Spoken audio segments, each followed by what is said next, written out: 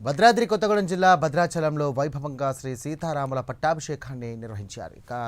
మహాపట్టాభిషేకాన్ని governor Sivaprasad అలాగే మంత్రి తుమ్మల హాజరయ్యారు. మిథిలా స్టేడియంలో నిర్వహించే ఈ పట్టాభిషేక మహోత్సవానికి హాజరై పట్టు వస్త్రాలు సమర్పించారు. ఈ సందర్భంగా రాములవారిని రాజదండం, రాజముద్రికా ఛత్రం అలాగే శంకు చక్రాలు, కిరీటాలతో ప్రత్యేకంగా అలంకరించారు. మహాపట్టాభిషేకం మహోత్సవాన్ని తిలకించేందుకు భక్తులు పెద్ద ఎత్తున తరలివచ్చారు. ఇక భక్తులకు ఎలాంటి అసౌకర్యాలు కలగకుండా అధికారులు విస్తృత స్థాయిలో ఏర్పాటు చేశారు.